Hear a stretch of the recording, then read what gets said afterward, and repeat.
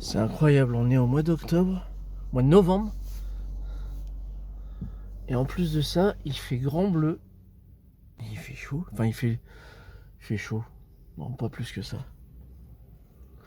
J'ai plein de retard. Je pense que je vais être extrêmement mutique sur cette vidéo.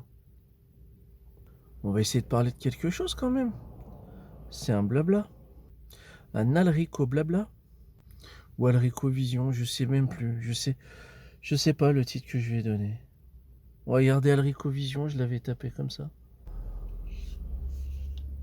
Oh, ouais, non, il faut que je garde les lunettes. Je garde ça? Tweet. Bonjour et bienvenue sur Alricoscope, la chaîne faite avec le cœur et tournée avec les pieds. C'est un plaisir de vous retrouver pour cette nouvelle vidéo. C'est une troisième, je crois, vidéo de cette toute nouvelle rubrique dominicale qui n'a toujours pas de nom. Donc à défaut d'autre chose, j'avais intitulé ça Alricovision. Donc on va garder ça. J'espère que vous allez bien. Je vous remercie pour les retours qui ont été faits, lors de mes dernières productions youtubesques, si on peut appeler ça comme ça. Je vous avoue que je ne sais pas trop quoi vous dire pour cette vidéo aujourd'hui. J'ai pas eu beaucoup de temps pour moi cette semaine. J'ai une petite suggestion de série télé.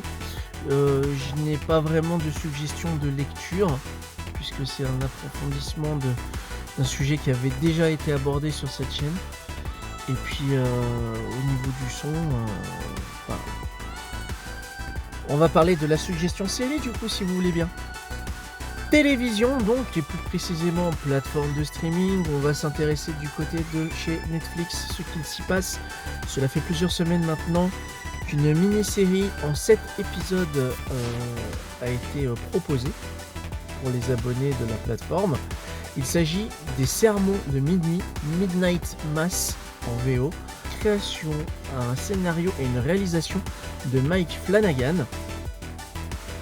Le visuel me renvoyait tout de suite à l'univers de Stephen King.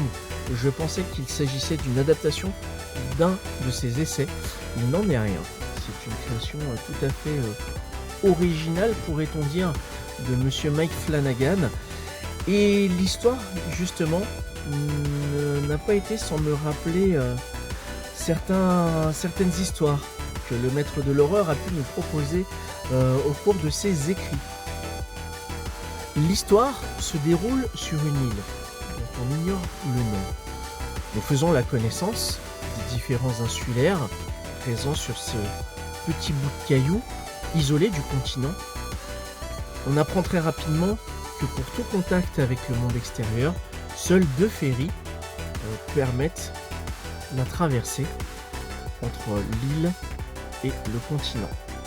Nous découvrons les personnages qui vont être très importants pour la suite de l'histoire, tels que le maire de cette île, un père de famille qui a une petite fille qui est en chaise roulante, des suites d'une effroyable bavure d'un chasseur un peu ivrogne, qui est le paria de cette île. Nous avons le shérif, fraîchement débarqué du continent, de confession musulmane, et nous avons surtout Beverly et Riley. Beverly, qui est la sœur principale de l'église qui officie sur cette île-là, l'église de Saint-Patrick. Et elle, c'est une catho ultra pure souche, ultra rigoureuse, qui n'hésite pas au cours de n'importe quelle discussion de vous dégainer un verset, de vous dégainer une strophe tirée de la Bible, assez sèche et hautaine. Le premier épisode va s'articuler du point de vue de Riley, un fils de pêcheur qui a purgé une peine de prison après avoir causé un homicide involontaire des suites d'un accident de voiture.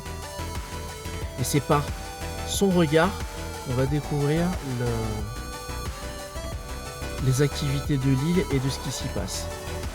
L'intrigue va démarrer lorsque le prêtre, Monseigneur Pruitt, je ne sais pas si je l'appelle correctement puisque je l'ai lu en VO, Monseigneur Pruitt est aux abonnés absents. Il est parti en pèlerinage sur le continent et il n'est pas revenu. C'est un remplaçant qui vient officier à sa place, un dénommé Paul Hill, un jeune prêtre qui a un charisme et une verve tout simplement hypnotique et incroyable. Et c'est par ce prêtre-là que les choses vont peu à peu basculer vers l'extraordinaire, vers l'insolite et par la suite vers le dégueulasse et le macabre. J'ai beaucoup aimé le déroulé de cette série, mais j'ai été extrêmement déçu de la fin, de la conclusion apportée par Mike Flanagan pour ce récit qui se tient de bout en bout. Je ne pense pas qu'il y ait lieu d'une suite. S'il y en a une, ça va être très compliqué. Je voudrais simplement quand même saluer la performance liée aux effets spéciaux, parce qu'il y a des trucs qui sont assez sympathiques, qui n'ont pas été sans me rappeler certains films fantastiques. Je ne peux pas vous citer les noms, sinon je vous spoilerai le petit twist, le petit retournement de situation que vous allez découvrir au cours de cette histoire. Mais en tous les cas, voilà, mon expérience de visionnage de cette semaine que je peux vous proposer, c'est Les Sermons de minuit, Midnight Mass, disponible sur Netflix. Vous l'aurez compris, du côté de la bande-son, je n'ai pas eu l'occasion d'écouter quelque chose de nouveau ou de je vais dire novateur, bah non, c'est nouveau aussi. Non, j'ai simplement continué la découverte des podcasts de Flaubert et d'Adrien Méniel, donc Floodcast, que je vous avais déjà suggéré lors d'une de mes précédentes vidéos. Donc là j'en suis à la saison 5, ils sont en train de faire un live au Bataclan, il y a différents invités, il y a Monsieur Poulpe, Baptiste Le Caplin, Eleonore Coste, ça discute des premières fois, du monde artistique, c'est plutôt sympathique, je prends toujours plaisir à écouter leurs émissions, c'est assez cool, donc je rattrape peu à peu mon retard, je sais qu'à l'heure actuelle ils sont à la saison 7. Et voilà. Côté lecture, vous avez vu qu'il n'y a rien derrière moi. Pourtant, je vais quand même vous suggérer la découverte ou la redécouverte d'un récit majeur de l'univers du super-héros que j'affectionne tout particulièrement du côté de chez Marvel, à savoir Daredevil. Il s'agit du récit Born Again, réintitulé, renommé en version française Renaissance, par Frank Miller au scénario et David Mazzucchelli au dessin. C'est un récit qui est incroyable en quelques pages seulement.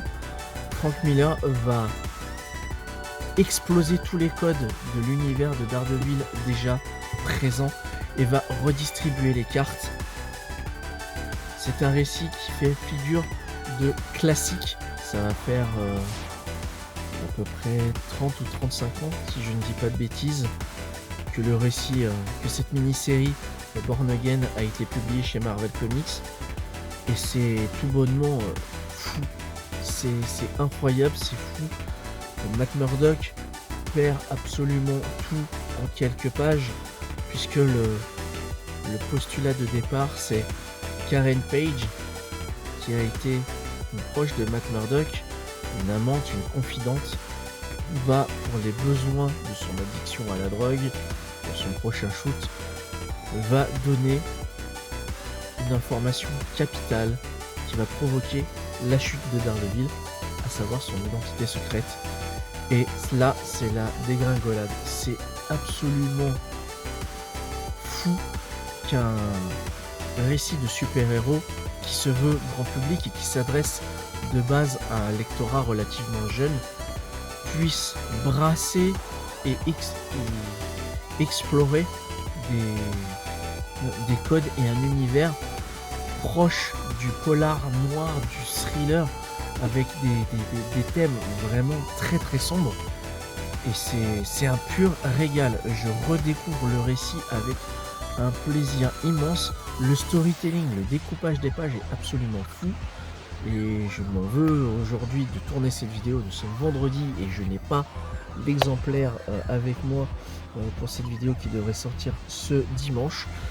Mais sachez qu'à l'heure actuelle, si vous voulez vous plonger sur l'univers de Daredevil dans la collection Must Have, sachez que Renaissance, donc Nordnegen, est proposé chez Panini Comics pour 15 € et ça les vaut largement.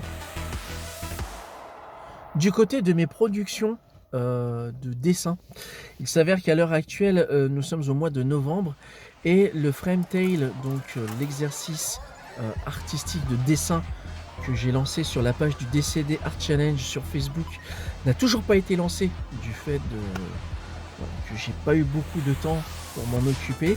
Ça devrait arriver dans les jours qui viennent. Je balance l'information ici sur cette chaîne. Le thème sera consacré au personnage de Nightwing. Donc le Frametail, c'est une case de BD avec des indications comme si un scénariste vous donnait les informations et c'est à vous de les mettre en images. Donc là, ça va être autour de Nightwing et du Batverse, je pense. Je n'en dirai pas plus. Voilà. Et pour corser le tout, je m'étais lancé le pari fou de prolonger l'expérience d'Octoberserk. D'ailleurs, je vous remercie d'avoir suivi les aventures de Guts tout au long de ce mois d'octobre à travers cet exercice de proposer une illustration par jour avec une thématique par jour en particulier.